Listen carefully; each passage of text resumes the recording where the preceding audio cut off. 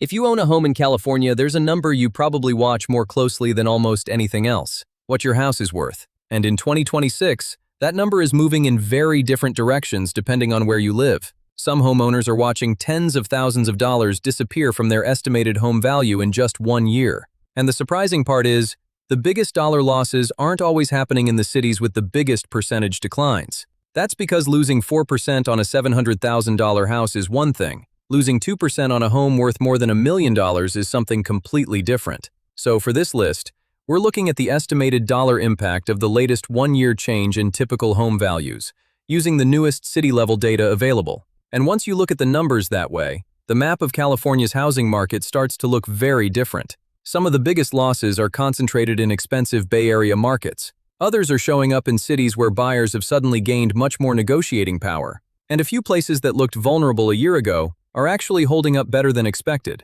At number 15, Modesto. Modesto isn't one of California's most expensive housing markets, and that's exactly why its decline looks relatively small in dollar terms. Zillow's latest data puts the typical home value around $450,000, with the 1-year change sitting at roughly negative 0.7%. That works out to an estimated decline of only a little over $3,000 on a typical home. On paper, that's not a dramatic number, but it tells us something important about the Central Valley right now. Modesto has spent years attracting buyers looking for a cheaper alternative to the Bay Area, especially households willing to trade a longer commute for more space. That affordability still matters, and it helps keep demand from falling apart completely. The problem is that affordability doesn't automatically create appreciation. Buyers still care about mortgage payments, insurance, taxes, and how much house they can get for their money. And when those monthly costs stay elevated, even a relatively affordable city can lose momentum. Modesto isn't experiencing the kind of shock we're seeing in some expensive coastal markets, but its numbers show how a slower California housing market can still put pressure on homeowners, even when the headline decline looks almost insignificant. At number 14, Fontana. Fontana sits in one of Southern California's most important logistics corridors, and for years that connection to warehouses, freeways, and regional employment helped fuel residential growth. Zillow's June 2026 data puts the typical Fontana home around $640,000, with values down roughly 0.6% over the previous year. That translates into an estimated decline of just under $4,000 for a typical home. Again, that doesn't sound catastrophic. But Fontana is interesting because its housing market is heavily connected to new construction and the broader Inland Empire development machine. When builders have large amounts of inventory to move, they don't have to compete exactly like individual homeowners do. They can offer financing incentives, closing cost assistance, upgrades, or other packages designed to make a new home more attractive. That creates a strange situation where a resale homeowner can technically still have a valuable property, but find it harder to compete with a builder selling something brand new down the road. Fontana is still growing, and its logistics economy remains a major advantage. But the market no longer gives every homeowner the same pricing power it did during California's strongest appreciation years. At number 13, Lancaster. Lancaster has always been one of the places buyers look when Southern California prices become difficult to justify closer to Los Angeles. That affordability has helped support the city for years, but it also means buyers here tend to be extremely payment sensitive. A relatively small change in mortgage costs can have a much bigger effect on what a household is willing to pay. Zillow currently puts the typical Lancaster home value at roughly $468,000, down about 0.9% over the past year. That works out to an estimated decline of roughly $4,000. The percentage isn't huge, but the bigger story is what happens when affordability becomes the entire reason people are moving somewhere. If buyers can no longer comfortably afford the monthly payment, they don't necessarily compromise by paying a little more. Sometimes they simply wait. And waiting matters. When enough buyers wait at the same time, homes remain available longer, sellers become more flexible, and builders have to think harder about how aggressively they price the next phase of construction. Lancaster still has a major advantage because it remains dramatically cheaper than much of Los Angeles County, but that advantage doesn't make it immune from a market where buyers are becoming more selective. At number 12, Los Angeles. Los Angeles is a completely different housing story because the city has enormous demand, limited land, and some of the most expensive housing in the country. Yet even a market this large isn't completely insulated from a correction. Zillow's latest city-level data puts the typical Los Angeles home at roughly $950,000, with values down about 0.7% over the previous year. Because the underlying home value is so high, the percentage decline still represents an estimated loss of roughly $6,700 on a typical property. And there's another important detail here. Los Angeles isn't experiencing the same kind of weakness across every neighborhood. Some parts of the city remain extremely competitive, while others are dealing with more inventory and longer selling periods. That's why statewide housing headlines can be misleading.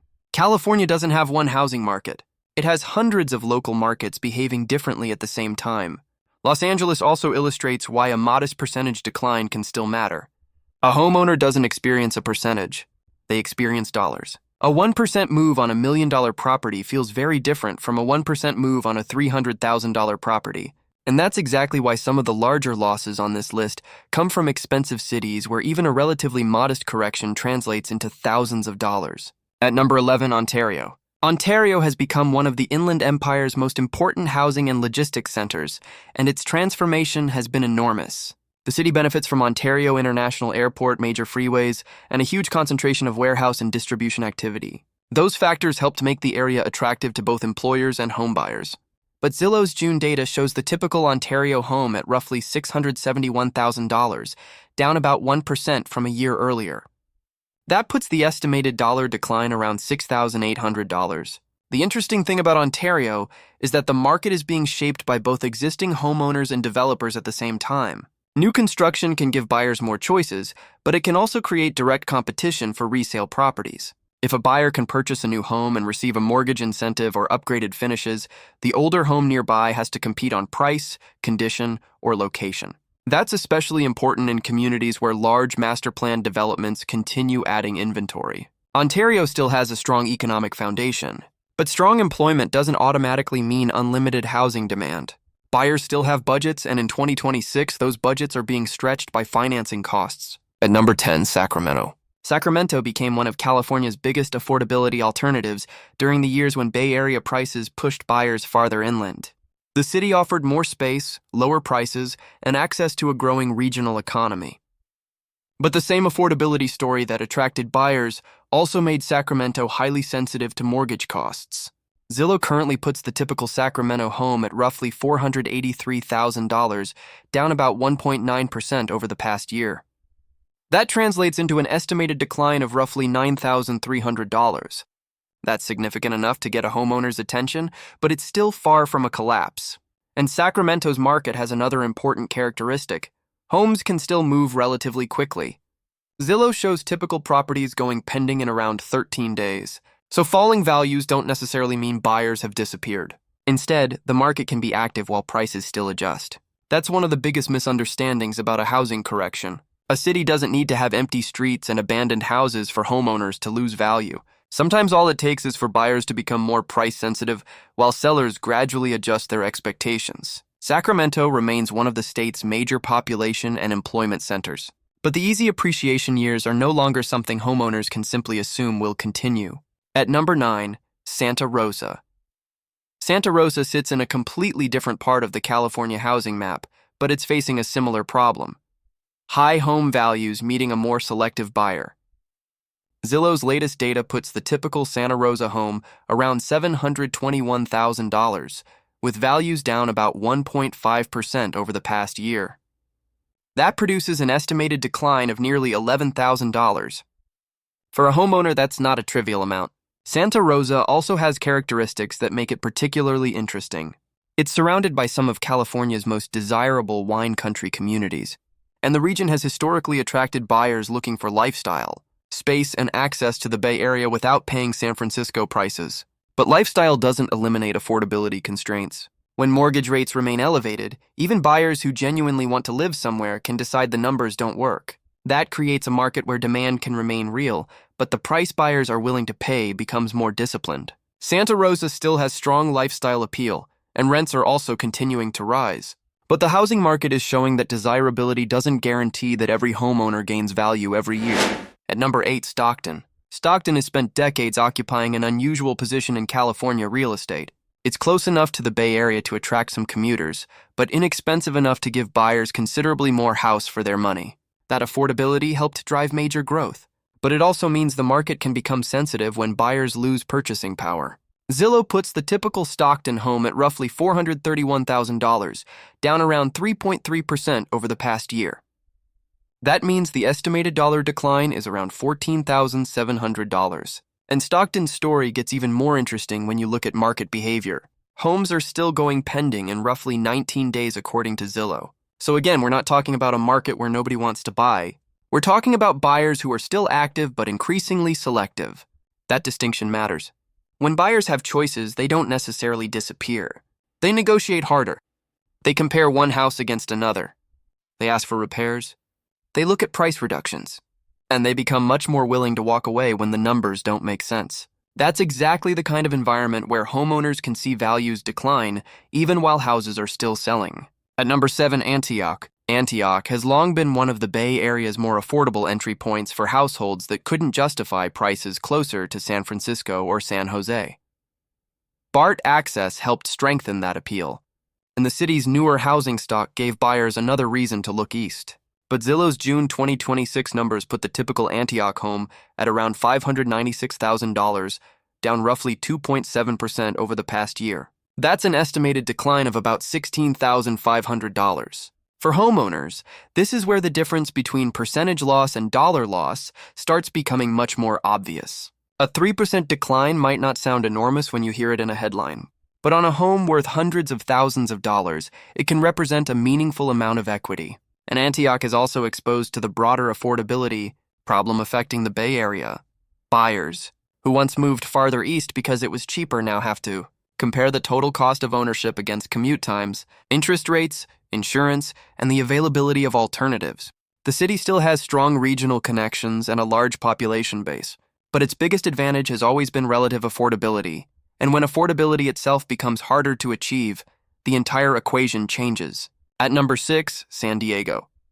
San Diego is one of the most desirable housing markets in California, and that's exactly why its decline deserves attention. This isn't a city where demand simply vanished. People still want to live here. The weather is a major draw, the job base is diverse, and the coastal lifestyle remains one of the strongest housing magnets in the country. But Zillow's latest data puts the typical San Diego home at just over $1 million, with values down roughly 1.7% from a year earlier. That works out to an estimated dollar decline of more than $17,000. And this is where the story becomes important. A market can remain desirable while becoming less profitable for existing homeowners. Those are not contradictory statements. San Diego can have strong long-term demand, while buyers in the short term become less willing or less able to pay yesterday's prices. That's happening across expensive California markets because mortgage rates have changed the math. A buyer doesn't just look at the purchase price anymore. They look at the monthly payment. And when the monthly payment becomes too high, even a beautiful city can experience price pressure. At number 5, Vallejo. Vallejo has one of the most interesting affordability stories in Northern California. It's positioned between the Bay Area and Sacramento, has ferry access into San Francisco, and has historically offered lower housing costs than many nearby communities. But Zillow's latest numbers show the typical Vallejo home around $527,000, down roughly 4.3% over the past year. That's an estimated decline of nearly $24,000. A 4% drop is substantial. And what's interesting is that Vallejo doesn't need to experience a dramatic collapse in demand for this to happen. When buyers have more negotiating power, prices can fall simply because sellers have to meet the market where it is. Vallejo's location still matters. Its transportation connections still matter. Its lower price relative to many Bay Area cities still matters, but those advantages don't automatically protect homeowners when buyers are comparing every monthly payment and every concession. In fact, the city's affordability can create an unusual situation. Buyers may still be interested, but they're also more likely to expect a deal. At number 4, San Jose. San Jose is where the dollar math starts getting serious. This is the heart of Silicon Valley, and for years, homeowners here benefited from extraordinary demand, driven by technology, high-paying jobs, and a severe shortage of developable land. But even San Jose isn't immune to changes in buyer behavior. Zillow's latest data puts the typical San Jose home at roughly $1.41 million, down about 1.8% over the past year. That translates into an estimated decline of nearly $26,000. And that's the part that percentage headlines often hide. 1.8% doesn't sound dramatic. $26,000 does. San Jose also demonstrates why expensive markets can behave differently from affordable ones. A homeowner may still have substantial equity built up over many years, but the current market value can move lower, even while the long-term story remains relatively strong. The city's technology economy remains a huge advantage. But technology employment is also highly sensitive to interest rates, stock market conditions, and corporate hiring decisions. So buyers here can be confident about the long-term value of the region while still refusing to overpay in the short term. That tension is one of the biggest forces shaping California housing right now. At number 3, Irvine. Irvine might be one of the clearest examples of how a highly desirable suburb can still experience a meaningful correction. It's known for master-planned neighborhoods, high-performing schools, clean infrastructure, and a location that connects residents to one of Orange County's strongest employment centers. But those advantages come with a price. Zillow puts the typical Irvine home at roughly $1.54 million, down about 1.9% over the past year. That represents an estimated decline of almost $30,000. And Irvine has another interesting feature. Buyers have become much more selective about what they're willing to pay. Zillow's data shows a large share of recent sales closing below the list price. That doesn't mean Irvine is suddenly an undesirable place to live. It means the balance of power has shifted. When buyers have more inventory to choose from, they don't have to chase every listing. They can wait. They can negotiate. And they can compare a resale home against newer inventory with modern finishes and builder incentives. For homeowners who bought near the top of the market, that creates a very different environment from the one they may have expected.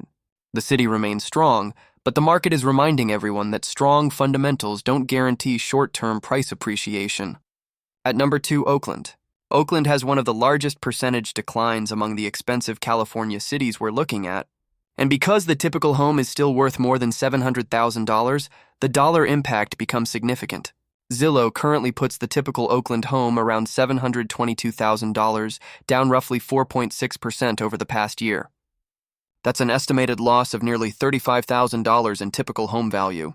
And Oakland's situation is more complicated than a single percentage. The city has tremendous geographic advantages. It's directly connected to San Francisco, the East Bay job market, and major transportation networks. But housing demand doesn't operate on geography alone. Buyers are looking at neighborhood conditions, property taxes, insurance, interest rates, and the total cost of owning a home. At the same time, Oakland's housing market is not uniform. Some neighborhoods remain highly competitive while others are much softer. That means the citywide number is an average, not a prediction for every homeowner. Still, the overall direction is significant. A 4.6% decline on a home worth more than $700,000 represents real money. And it shows how quickly expensive California markets can translate a relatively ordinary percentage change into a major dollar loss. And at number 1, Fremont. This is where the math gets surprising. Fremont has some of the most expensive housing on this list, with a typical home value of roughly $1.5 million. But Zillow's latest data also shows values down about 3.6% over the past year. Put those two numbers together, and the estimated dollar decline comes out to roughly $56,000 on a typical home. That's by far the largest one-year dollar decline among the cities in this comparison. And Fremont is a perfect example of why looking only at percentages can hide the real story. A 3.6% decline doesn't sound like a housing disaster, but when the underlying asset is worth around $1.5 million, the arithmetic changes dramatically. Fremont also sits inside one of the most expensive and economically important regions in America. It's surrounded by Silicon Valley employment, East Bay technology companies, and some of the strongest income levels in the country. So why would values fall at all? Because housing is ultimately constrained by what buyers can finance. Even high-income households have limits. When mortgage rates stay elevated, and when buyers have more choices, they become more disciplined. They don't necessarily stop wanting the house. They simply refuse to pay whatever price the market demanded a year or two earlier. That's why Fremont takes the number 1 spot in this particular ranking. Not because the city is collapsing, not because buyers have disappeared, but because a modest percentage correction on an extremely expensive home creates one of the largest dollar losses in the entire state. And that's really the bigger story behind this list. California's housing market isn't moving as one giant block. Some cities are rising, some are barely changing, and some are losing meaningful amounts of value even while homes continue selling. The latest statewide data makes that divergence pretty clear. Zillow's California figures show the typical home value around $775,000, with the statewide one-year change slightly negative through the end of June. Redfin's statewide data, which uses a different methodology and a different reporting window, shows a median sale price that was still higher year over year in May. Those numbers aren't necessarily contradictory. They're measuring different things. And that's exactly why homeowners shouldn't judge their local market from a national headline. A homeowner in Fremont is dealing with a very different market from someone in Fresno. A buyer in Oakland isn't negotiating under the same conditions as someone in Bakersfield. And a seller in San Diego doesn't have the same options as a seller in Stockton. There's another reason this matters right now. Mortgage rates remain elevated, and builders are still using incentives to keep buyers moving. In August, industry sentiment remained weak, and nearly 2/3 of builders were offering some type of incentive, while roughly 30% were cutting prices. That matters because builders aren't just selling houses. They're setting expectations. If a builder can offer a lower mortgage rate or thousands of dollars in concessions, a resale homeowner may have to respond with a lower asking price. That's one reason a housing correction can spread without a wave of foreclosures. The market doesn't have to crash. It just has to become more negotiable. And once buyers realize they have leverage, they start using it. They wait longer. They negotiate harder. They compare more listings. They ask for credits. They walk away from homes that feel overpriced. For homeowners, the most important question isn't whether California is crashing. It's whether their specific city is losing value and why. Because the biggest losses on this list aren't necessarily coming from the places with the worst headlines. They're coming from cities where a relatively modest percentage change is being multiplied by an extremely high starting price. That's the part that can make a 2% correction feel much bigger than it sounds. And it also explains why some California homeowners can look at the same statewide housing report and come away with completely different experiences. One owner may be sitting on a property that barely changed. Another may be looking at tens of thousands of dollars less in estimated value. The market is no longer rewarding every California homeowner equally. And as long as borrowing costs remain high, buyers have more choices, and builders keep competing for the same pool of qualified households, the real question isn't whether California housing will change. It's which cities will feel the next change first.